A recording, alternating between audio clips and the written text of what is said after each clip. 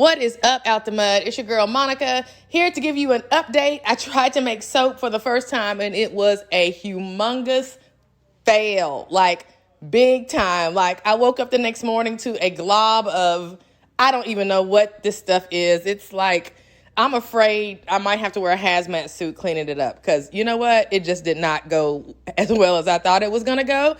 And the reason is because I wasn't prepared. Like, I knew what I was supposed to do, but I didn't prepare. And this is the number one lesson you have to know when you're going to start making soap.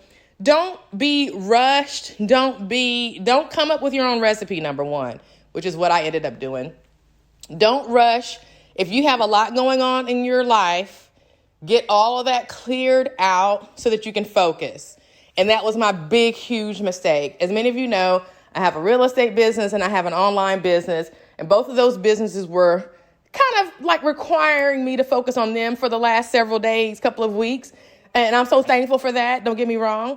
But in doing that, I was not focused on what I needed to do. And then I'm going to also be honest. I spent too much time on TikTok. So some of my time that I was spending on TikTok, I could have been using to get better prepared. So I'm just going to keep it a buck with y'all. I was not prepared for this first attempt. And so that's why this first attempt ended up the way it did, a hot mess, because I wasn't prepared. So lesson number one, when you get ready to make your first batch of soap, be prepared. Now, will attempt number two be this way? Absolutely not.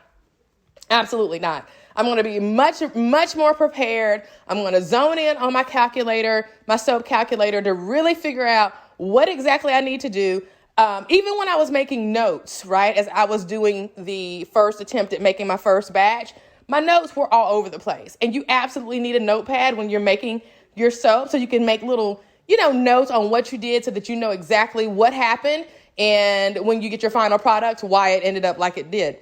So what I'm going to have to do is go back and start from the drawing board and reevaluate my soap recipe, really understand the proper way to measure. That is a big thing. This is science class. You can't just add stuff because you want to add stuff, right? In this situation, I was using goat's milk instead of water. So I went to the soap calculator to see if I could actually adjust for goat's milk instead of water, and I couldn't. When I started weighing out the milk in grams, it was like, okay, this doesn't look like enough. Like I said, okay, this doesn't look like enough milk. I'm going to add more because my gut's telling me to, okay? And so I added more milk. And then when it got to the lye, I just kind of went with what the recipe said. Then I added a little bit more. And then I started mixing that together and I set that to the side. Then I came over with my oils. And remember, I made that decoction with my comfrey root and my echinacea. And we all know why, because I'm focusing on a target audience who has skin-related issues. And those dry herbs have been documented to help with that. So I did my decoction oil. Well, okay, I used my decoction oil, but I'm like, okay, I'll just pour in this much, right? How in the world I expected this to come out right? I don't know. I have no idea. So anyway, it's not like baking a cake, or actually it is like baking a cake. You can kind of play with the recipe a little bit, but you can't get off of it all the way. And what I did is I got off of it all the completely way, right? So I'm adding in my decoction oil, and I probably added too much, right? Saponification was not happening. Like I'm stirring. I'm waiting for it to turn into this little, kind of like, doughy kind of a batter kind of a thing. Not happening. So I turn up my crock pot and I'm like, well, if I turn up the heat, maybe that'll make things go faster, right? And that didn't work. So we got off the live that we were doing and I said, you know what? I'm going to just turn it down on low for the night. And when I get up and I wake up in the morning, it's going to be ready for me to put in the mold. Oh, Lord. Yeah, no, that did not happen. I go back there in the morning the next day and some kind of something had oozed out of the crock pot, okay? And honestly, it's still there because I could not. I walked back there and I was like, oh, this doesn't look like what it's supposed to look like. And it's still like inside, some of it is still inside the crock pot. It's kind of liquidy and it's just, it's a hot mess. So anyway, I wasted materials.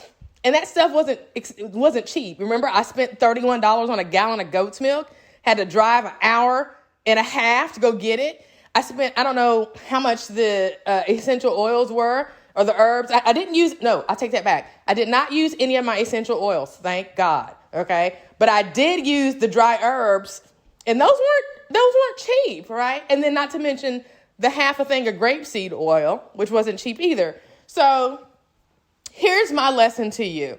If you are like me and you're trying to get your farm off the ground with another cash crop, and that cash crop is soap, okay? You have to clear your headspace. You have to be honest with yourself about the time that you're going to need in order to make a batch of soap, okay?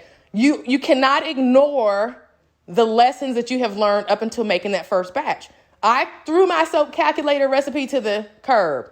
That was mistake number one. I got in there and I really wasn't comfortable on how to measure in grams. I wanted to do ounces. You need to do everything in grams, okay? The milk, it didn't look like enough. So I added more. I'm like, oh, that doesn't look like it's going to be enough. Let me just add some more. You can't do that, okay? So if you have a lot of things going on, I'm trying to sell this house. I'm trying to sell that house. I'm driving up and down the highway trying to show houses. I'm getting text messages and calls and contracts and this and that. My headspace was too busy. There was too much going on. Not to mention the maintenance of my other business, right? That requires that I deal with it on a day-to-day basis. And then when I really just kind of get stressed out, I'll get on TikTok for 2 hours. So I have to be honest with myself about my time management. Like, you're trying to get this crop off the ground for real, Monica. I'm talking to myself. You have got to better manage your time and be prepared so that you're not wasting money. Because again, those supplies that I use, I can't get those supplies back. Now I got to go get some more supplies, clean up the mess that I made with this. It's just a hot mess. So this video is a cautionary tale. Soap attempt number 1 cannot be convoluted, if that's a word. I don't think that's a word. I just made it up. You cannot have a busy situation. You have got to get into a place where you are able to focus. And if you have a difficult time focusing for whatever reason, because you've got external influences like another business or two, or you got kids, or your relationship is going crazy, whatever, trust me, get that calm down. Get to a day where, okay, today is soap day. I'm not going to do anything today but make my soap. I'm not going to be worried about the notifications popping up on my phone. Even when we were doing the class, I was getting notifications on a showing, like in a contract. And I was like, oh my gosh, I couldn't focus. So when you're ready to get this soap batch made, when you're ready to make your first batch of soap, you're going to have to be calm, cool, and collected. Not like I was. I'm still even like rattled from the whole experience because it was just too chaotic, right? Too chaotic. But I got through it, and what it made me realize is I can't just, you got to respect the game, okay? I'm like, oh, this is just soap. You know, I'm going to do this, do that. I'm just going to throw this together, and I'm going to have me some soap. No. That was ego, right? So you have to bring your ego down. This is something new, and you're going to have to give it the respect that it deserves. Pay attention to the rules of the game. Pay attention to your recipes. Don't divert off of your recipes just at the beginning when you're new, right? If something doesn't look right, go with it, right? Don't just make it extra. Like when I said that didn't look like it was enough milk, I decided I wanted to just add more. No, I should have just followed the recipe. I should have gone with what I knew the recipe said and then went from there. But I didn't do that, right? So we're going to try this again. We're going to get this right because guess what? We have to make 150 to 200 bars, 4.5 ounce bars of soap so that we can get this product out there. So as an entrepreneur, I'm here to tell you, nothing ever works out right the first time. If you're an entrepreneur, you already know this. But for those of you guys who are new to entrepreneurship, this is normal. You're supposed to fail. Failing is good because it's in your failures that you learn the most lessons. Had I not screwed up this first attempt and I hadn't, gone through this whole process, I wouldn't have given the process the respect that it deserves. I thought I was so smart, I could go in there and just kind of knock it out and no problem, right? My butt got humbled, okay? My butt got humbled, especially when I walked in the next day and I saw the hot mess of a mess I made, okay? So take it seriously. It's not just some little thing that you can just do in your extra 30 minutes that you've got. Okay. Your mind has to be focused. You have to be organized. You have to be prepared, and you have to know how to measure in grams, period. Okay. Don't play around with, I'll be able to figure it out. No, you need to practice measuring in grams. You need to practice measuring your recipe. You need to practice playing on the soap calculator. You need to do all of these things before you start making your first batch of soap. And you need to get off of TikTok, okay, if that's what you're doing, and your extra time, and give the attention that this process deserves to itself, okay?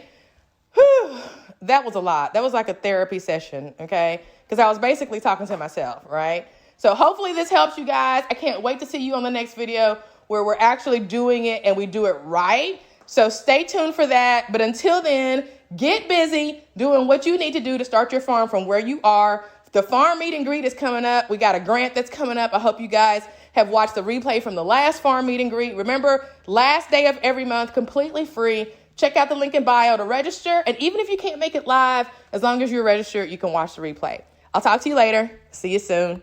Peace.